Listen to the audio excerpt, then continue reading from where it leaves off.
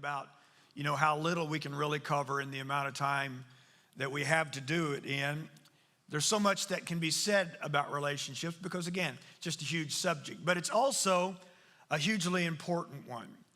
And we're really not going to be focusing so much on, how to keep your relationships right and things of that nature. We'll probably talk a bit about that along the way, but we're really going to be focusing on the role that relationships play in our lives and the absolute importance there is of being in the right relationships. Everybody say right relationships. And I think, most people are in relationships, some kind of relationships, but, I'm not real sure we're always in the right relationships, the best relationships that we could be in. Being in relationship and who you're in relationship with matters, and it matters a whole lot.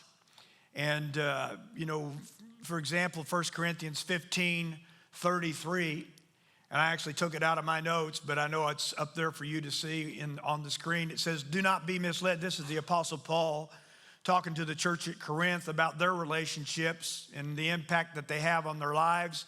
Do not be misled, but bad company corrupts good character.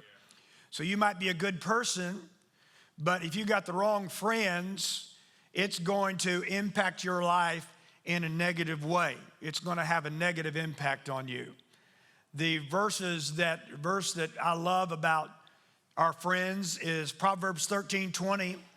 The King James Version says, he who walks with wise men will be wise. If I walk with wise men, if I have some wise friends, then I just get wiser. Anybody in here can stand to be a little wiser? How many know there are moments when you really need some wisdom? Isn't that right? I'm going to talk about that here in just a moment and how that comes more often than not.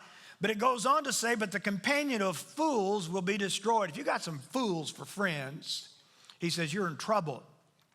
The Message Bible says it this way, become wise by walking with the wise. Hang out with fools and watch your life fall to pieces. Can't figure out why my life is falling apart. Who are your friends? Well, they're, somebody says, some of my friends aren't bad. It isn't like they do bad things. No, but what are they saying to you? What counsel are you getting from them? How are they encouraging you or discouraging you whenever you're going through life struggles? Trust me, it can cause your life to fall to pieces. This is my favorite out of the translations. Keep company with the wise and you'll become wise. If you make friends with some stupid people, you're going to be ruined. Come on, anybody in here ever had any stupid friends? Come on, you know what I'm talking about? And if they're sitting beside them right now, just don't look their way. They don't know that you're referring to them. I think we've all had a stupid friend at one time or another. Hopefully just all of our friends aren't stupid, huh? But the right friends make us better. I'm going to be very straightforward in this message today, and just in case you couldn't tell. With the right friends, you can make it through anything that life throws at you, and you'll be better because of your friends. But if you've got the wrong friends, if you've got some foolish friends, if you've got some stupid friends, even God won't be able to help you get out of the trouble you'll get into. Come on. Yeah, I actually said that for effect's sake. God probably could get you out. But my whole point is, you're just going to go from getting into one mess to getting in another if you're not real careful, right? The title of my message this morning is Better Together. Everybody say better together. Because I truly believe, and I've learned this the longer I live, that we are absolutely better together. And that it has always been God's intention for us to do life together. God created us to be in connection with one another. He created us and intended for us to be to function as a family. The Bible says in Psalm 62, I believe it is, that God sets the solitary, that's you and I, individuals. He sets individuals into families. He wants them doing life together. And he designed us to be in community. We were absolutely not designed to do life alone. Tough message for someone like me to teach, because my family will tell you I tend to be a loner. I tend to think that I am pretty self-sufficient, and that I not have a lot of friends. I've changed my thinking over the years. And I've wished I had been more outgoing and developed more friends, more secure, in myself, so that I would have done that. but I certainly am doing it much, much better now than I ever have been. I bet I'm talking to some other people who would consider themselves to be loners today. So here's my question. Who's your family? And who are your people? I'm talking about spiritually here, okay? And who are you connected to, and who are you in relationship with? And it's evident from the very beginning of the Bible, from the creation itself, that God intended for us to do life together, that we are always better together. When you read the story of creation, right after God creates man and creates all of the animals and all of that, you know the story. And he says this in Genesis 2:18, it is not good for the man to be alone. I will make a helper suitable for him. So he says it's not good that Adam is alone in life. It's not good that you're alone in life. So he says, I'm going to make a helper that is suitable for him. And we focus big time on the fact that God brings man and a woman together and they're to do life together. And that is absolutely true, but there's really a greater principle here, and it's that we are all intended to do life together. We're all intended to do life with other people. It is never good for us to be alone. It's not just about a husband and wife, even though it may start there. It's just a principle about us, the way we do life. And so God created Eve to be a helper to Adam. And so I think sometimes when we think about somebody being a help, it's almost like they're a subordinate. They're coming along and they're going to help us. They're not as gifted and they're not as great and they're not as grand as we do, but we do need a little help here to make things flow a little better. That's not the case at all here. He actually, in another translation, says, I will make a helper comparable to him, comparable to him, suitable for him. And so she was, equal to Adam in every way, but she was just different. She was packaged different. She came with different emotions. She came with different giftings and different talents. And I don't know about the rest of you guys, but I'm sure glad my wife comes with all that, right? And she brought something different, as I said, to the table. And here's the reason why God put them together is because the life that God intended for Adam to live, the life that God had in store for Adam, the assignment that he had for him and the responsibility that he had for him to carry out was just too big for one person. He needed someone to help him realize all of the goodness in life. He needed someone to help him carry out this assignment and responsibility that he had for him in life. I think as a church, we need to awaken to the fact that not one of us in here can pull this off ourselves. Not one of us is sufficient in and of ourselves to fulfill anything that God has called us to do. I get that we have our part, but I will assure you that God will bring people along beside you. They are not your subordinates. They are comparable to you. They're just different than you. They're gifted different. They have a different package, and it is necessary. And when you learn to come along beside those people, it's absolutely amazing what you can accomplish together that you would never accomplish on your own. I am surrounded by a group of great people. I mean, just absolutely surrounded by. And it enables me to realize the things that are in my heart. But you know what's happening while I'm realizing the things that are in my heart? They're realizing the things that are in their heart also. And this world of our team and just people all working together just keeps getting bigger and bigger. And now, not just over here, but over in West Lafayette also. So together, they'd fulfill God's purpose for their life. And together, they'd find fulfillment in life and enjoy God's blessing. That's how it happens in the church also. So God's plan was for them to do life together. When you read the Old Testament, you see how God set things up for his people. It was always for life to happen in community.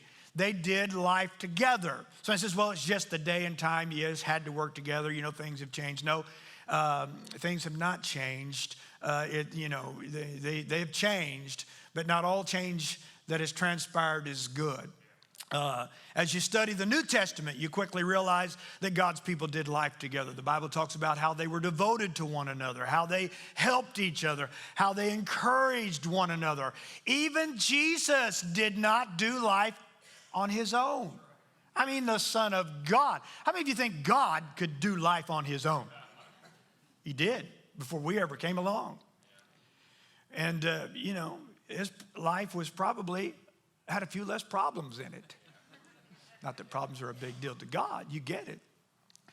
But whenever God sent Jesus to this earth, he set an example for us. And he lived his life, the way he wanted us to live our lives. And so he did life with others. He did life in community. He did life with his disciples, for example. He hung out with all of them, but there were 3 of them that he was especially close to, and he took them with him more often than he did the others. He had some friends that he did life with, Mary and Martha and Lazarus. Remember that? Remember whenever Lazarus died, Jesus weeps. There's just a special bond there. And he went to people's houses. I think it was Zacchaeus' house he went to and had a meal with him, isn't it right? So there was relationship, there was community, is my point. God has always intended for his people to do life together, not just in Bible days, but even now. We do better in life when we do life together. We need to be connected to others. Secular research has even proven this. They've discovered over the years the power of connection, essentially proving what the Bible has already told us. First of all, that our emotional well-being, in other words, how we handle life and how we handle the challenges and stresses of life is much better when we do life together. Now again, unless you just got stupid friends. If you got some good friends, your life will be better, right? If you got some bad friends, if you got some, friends that are out there, they might complicate your world whenever you're going through some stuff. We grow better in relationships. Yeah. We believe that life change happens better in relationships. We believe that life change happens better in small groups. Life change doesn't happen greatest when we're gathered together like this. We get moved in gatherings like this. We get inspired in gatherings like this.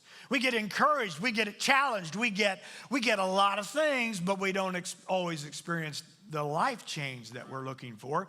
That happens best in small groups. And so really, that's what this series is all about. We're teaching on relationships with an agenda.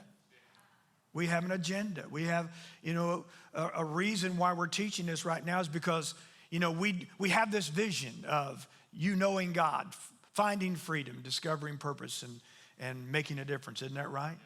And we've said that finding freedom best happens in the context of being in a small group where you're sharing in the lives of others, and they're sharing with you, and you're hearing their life experiences, the things they're going through, and you're sharing yours, and just good things are coming out of that. And there's some, I want to be careful using this word because it's, we're not. I'm not talking about heavy accountability, but there's just, you just got friends that you can confide in, talk with, pray with you about, and you can pray with them. Isn't that right? And we really do believe that that's where life change happens best. And so we're wanting to encourage everyone in this room to get involved in a life group as we get ready to relaunch them here. So our emotional well-being is better. We grow better in relationships. We're stronger together, absolutely. One can put 1,000 to flight, 2 can put 10,000. And we accomplish more together, isn't that right? I mean, Ecclesiastics, you have a greater reward, a greater return for all of your labors when you work together. So we're simply better together. But there are 3 challenges that I think the church in our day and time faces. I don't know if this always would have been an issue so much, some of it a little bit, but these have become real challenges. I don't know if I've ever heard anybody talk about this quite like this, but it's the way I felt like the Lord wanted me to share with you. And here's the thing I do know as a pastor over all these years now, this church 39 years, in ministry for 42 years. I started pastoring whenever I was 10, and ha ha he he, right? No, it's starting to show on my face, isn't it? But if you had to pastor you, it'd show on your face too. No, you've heard me talk. I got the greatest people, man. I'm not complaining at all right? But here's the first problem, and it is this, is that people have become less connected in our day and time, I think more than at any time in history. We're just not as connected as we've been in the past. I can remember growing up as a kid, and neighbors coming over, us going over to friend's house, and I mean, that was kind of a regular thing.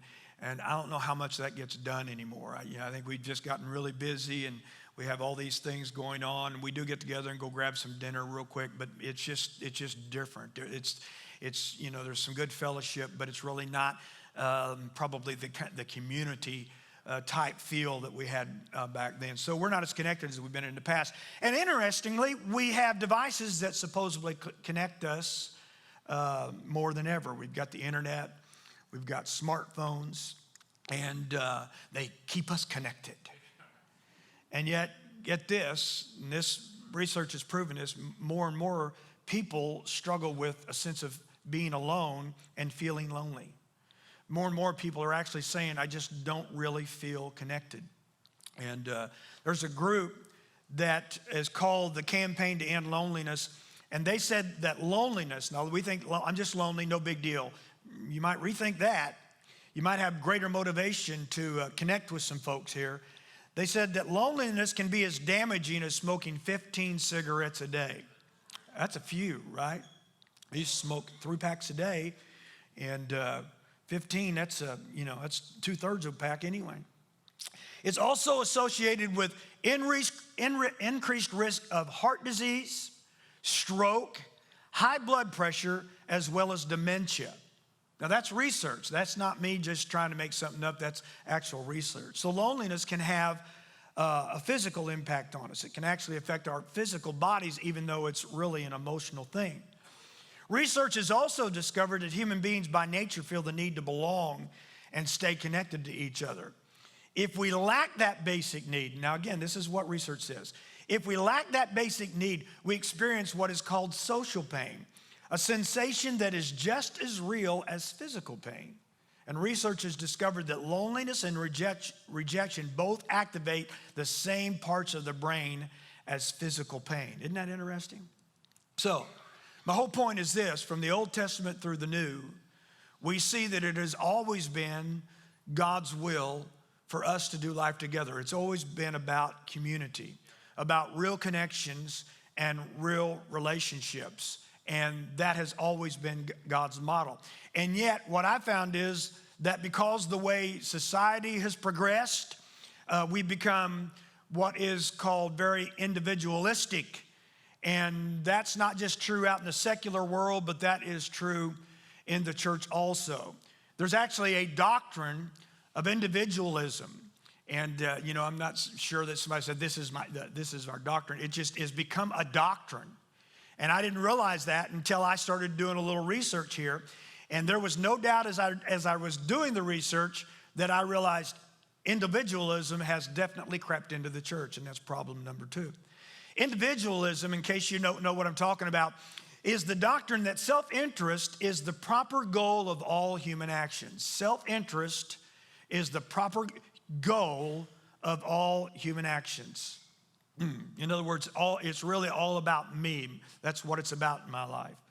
The conception that all values, rights, and duties originate in individuals, not in the collective, not in the community, but the values, the rights, and the duties originate in each individual.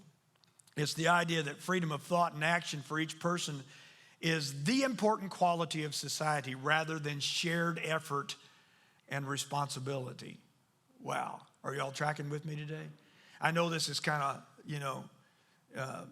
a lot of information, but I think it's information we need. I don't think it's things we normally talk about. It is the pursuit of individual rather than common or collective interest. These are all what the internet and dictionary said about individualism. The pursuit of individual rather than common or collective interest. That wouldn't happen in church. Really? I think the church has become much more in pursuit of our individual stuff than we are the things of God. And what's going on in the life of our church. We see the rise of individualism in the church, and more people are thinking, I don't need anyone. Come on now, watch this, follow me. I'm fine. I have my online community, Pastor. I'll have you know, I have my Facebook friends. And you know what? I have a few Facebook friends myself, not many because I'm not on there anymore. And I'm not criticizing it. I think it's absolutely fine. My wife loves it, and she likes kind of staying, when she's a creeper, just so. My wife knows what's going on in every one of your lives. And she comes to me on Friday and says, you need to teach on this. You wouldn't believe. No. She does not do that. My wife loves seeing good things that are going on in your lives. But anyway, I think it's wonderful that you have Facebook friends. But you actually need some real friends. Friends who can sit across the table from you, and together you can have meaningful conversation and you can experience real fellowship. Amen? Those people are obviously going to help you do life better than your Facebook friends are. And, another question that I'd ask you is, will your Facebook friends be there for you when you need them? I doubt it. And will they give you unfiltered perspective? After I wrote that question down, I thought about it afterward, just still in my notes, but I thought about it and I thought, yeah, they do give you unfiltered perspective. In fact, it's so unfiltered, it's usually not even usable. But anyway, so here's something I find that's interesting about online communities. For example, take online dating, and I'm not against online dating. There are couples in our church that have met through online dating, so that's absolutely fine. But isn't the goal of online dating to, meet someone, get to know them well enough online that you feel like you might be comfortable enough to actually meet them face to face, come on, and build a real life relationship with them? Isn't that right? So the goal is you don't want to stay online forever, right? So, again, the goal is building connection, being in relationships. So the Bible actually teaches the very opposite of individualism, just the very opposite. If you think about it, and I'm not going to take time to read it all, but in 1 Corinthians chapter 12, the Apostle Paul likens us to a body. He likens us to a body with many members, diverse members, each member in relationship with and somewhat dependent, not somewhat, but just dependent upon the other members in order to function properly. And he emphasizes the value of every member. He says, the ones you see, he says, those are wonderful, but even the ones you don't see, those are the ones that God bestows even the greater honor. They're just as important as the ones you see. You can get to thinking, if you're like me and you're a public speaker, I'm the important one. Yeah, I'm the one that's seen. But you know what? Thank God for those nursery workers. Thank God for those children's workers. Thank God for those people. Come on, can I be honest with you? If we didn't have such nice people that were welcoming guests in, I start to say visitors, we don't say that. If welcoming our guests in and helping them find their places for their kids and just helping them find seats and doing all that good stuff, come on, they wouldn't even tolerate listening to me. Yeah. How many know some of your parts you can't see are every bit as important? Without a heart, how many know you dead? Right? And there are other parts that we make sure are clothed, but we're sure glad they're there. I don't mean to, I'm making a point. Somebody says, I just don't matter. Oh yeah, you do. I don't care if you feel like you are the little toe on the left foot, and so what? God says you matter. You're a big deal. So everybody say I'm valuable. Okay, but I want to ask you a question. So we make a big deal out of being valuable. That's what you hear everybody being taught anymore. You are valuable in God's eyes. You are valuable in God's eyes. But when are you of your greatest value? As a body part. Is my finger most valuable when it is connected to my hand? Or is it most valuable when it's separated, disconnected, and laying on the table?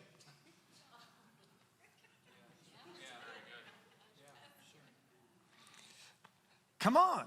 I'm missing that finger. I sure wish I had that finger. It's valuable, but it is most valuable when it's connected to my hand. Listen, everybody in this room is valuable, but our value increases when we get connected with the rest of the body and we start carrying out our function in the body, whatever that function is.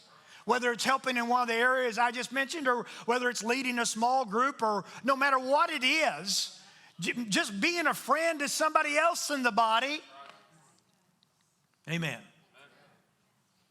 I don't want to hear a message about being friends. I don't want a friend. I didn't come to church to find a friend. Well, you should have. And with that attitude, you obviously need a friend. You need to have someone who sits across the table from you and says, dude, you got a tude. You're not smarter than God. And if God says you need it, you do. Wow. I'd have been the guy. I don't want to hear a message on friends. Just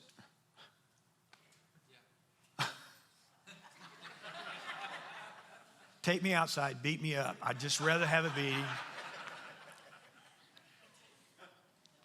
Am I telling them right? I'm older now. I think I'm a little smarter now.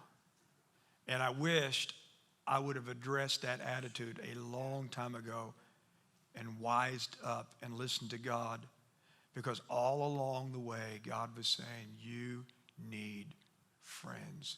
You need connections. You need people you are in relationship with. You need people you can do life with. You need community. And you know what? Because I didn't, my life got stuck. It got stalled. I went through things alone and it took much longer than it ever should have. If I'd have had the right people speaking into my life, I missed out on many, many wonderful opportunities because I kept my world small by choosing to do life alone or with a very few. Amen? So, some of you messed my message up on the front end anyway, so I can't cover it all. So I'll just, I'm winging a little bit right now. Is that all right? You didn't mess my message up. You know I'm just kidding you. So, when we don't value the collective like we should, we lose our collective value. When we place our individual value above everything else, we diminish our collective value. Here's the third problem that's in the church. And it's that people primarily come to church for what they can get rather than for what they can offer to further the kingdom of God. And that really is not at all the way church began in the New Testament. It's not at all the way God intended for church to function or for what it to be all about. And I think there are a lot of people who come to church, with the thinking and attitude that it's, it's all about them. It's what they can receive, what they can get out of it, what it does for them. But if we just come to church with that idea, then I think we've missed it. We've just missed it. We've missed so much. Did I get something out of it? Yes. But there was so much more that I could have realized, and so much more that could have happened on the inside of me. So much more that I could have been a part of if I just made it about others, if I made it more about the community and about the body than I just did about myself. I've also found out when I constantly come to church to get what I need, I've always got a need. I've always got, but if I just kind of forget that and come to church thinking about how can I help others? How can I be a blessing to the church? How can I work to make things better around here? It's amazing how not only do my needs get met, but I also end up being an instrument that God can use for his grace to flow through and somebody else's needs be met. Isn't that right? Yeah, I really do. So when my attitude and my thinking are right, it's really more about what I contribute. And so I thought about this when it comes to church life. I think we ought to develop the saying that John F. Kennedy had. Do you remember? Ask not what you what your country can do for you, but ask what you can do for your country. And how many of you think that was, when he said that, boy, it's still, that's stuck. That's kind of his thing. That's his, Martin Luther's was, I have a dream, and you remember all that. John F. Kennedy's was, ask not what you can do for your country, but what your country, or what your country can do for you, but what you can do for your country. I think we ought to be asking, hey, I'm not going to ask what my church community can do for me, but I'm going to ask, what can I do for my church community? Amen. How can I be a blessing? And I'm not just talking about, church community as a whole. Well, sometimes church community is just about the person you're sitting beside right now today in your seat. Maybe it's someone that, how many of you have ever had those just divine appointments where you sat down beside somebody that maybe you don't even normally sit down beside, and in your conversation with them, if you even have it, in your conversation with them, or just in a moment, you realize there's something going on there, and you just feel impressed to the Lord to just pray with them. And boy, they just start weeping, and you made a difference in somebody's life just in that moment. But you know what? If it's all about you, if you're just thinking about you, you don't even really, you're just so that you don't even think about who might be sitting beside you, what they might be. Standing out in the foyer talking to somebody. Listen, I'm not the most spiritual guy in the world, but I can look at people who are out in the hallway and something's up, man, something wrong today. And there's no way in the world I can get to everybody that I see who maybe I think needs to have just a conversation, just a word of encouragement.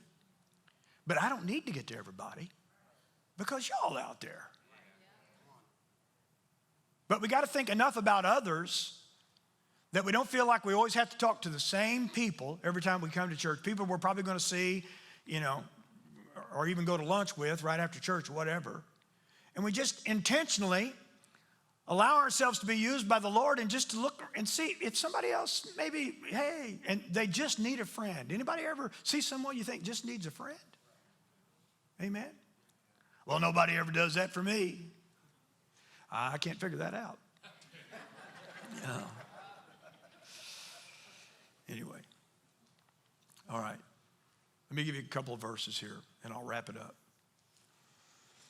I was going to talk about the 3 times you most need to be in relationship. 3 times. I'll save that for the end. John and Britt are carrying this series. They're really going to do most of the teaching in it. I'm just going to start it, and then I'm going to close it off, and I'll wrap it up, and I'll talk to you in that last message about the 3 times that your relationships are the most important in your life. And I think it'll be enjoyable. All right. So here's scriptures that remind us of the power of relationships. Proverbs 27:17. You hear this. You've heard this a lot. If you're around here, you hear us quote it a lot. As iron sharpens iron. Everybody say it with me. So a friend sharpens a friend. But here's what you need to realize. Iron can't sharpen iron from a distance. You got to get close, isn't that right? You got a piece of iron over there, and I got a piece of iron over here. I don't care how many times we wave it in the air. Come on. And you know what? You know how iron sharpens iron? We all want relationships that are, I don't have any of those. Yeah, I do. I'm sorry. My dog. That's why I love my dog. Me and Cash down the river of life.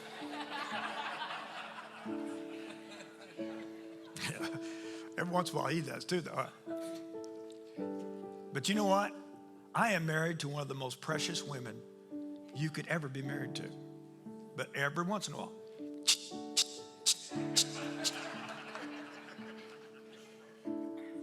And sometimes she's right. That's what I hate.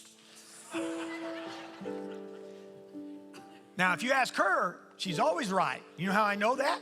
She never apologizes.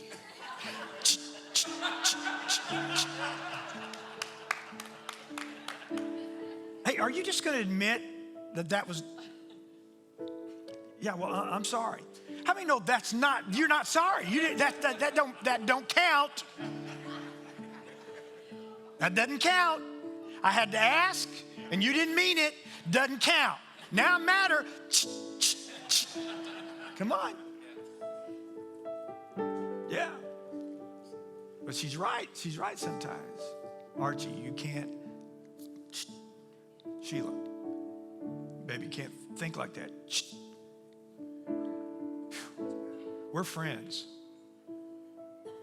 And man, we are sharpening each other on a regular basis. John and Brittany are around me a whole bunch. Hey, trust me.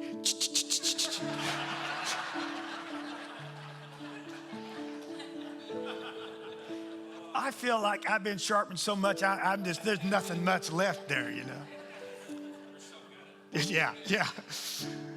But you know what? I hope they feel like I sharpened them too. But it's not because we just flow together. We just flow together. Isn't Jesus wonderful? Isn't it awesome to be pastors? Oh, aren't you glad we do this together? No, I'm not always glad we do this together. I'd rather do it on my own. You're a pain in the butt.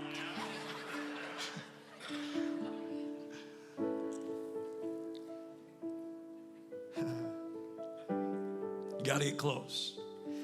We live in a society that does not want to get close. Fear of rejection, maybe. Fear of acceptance, yeah, maybe. I don't really think that's it.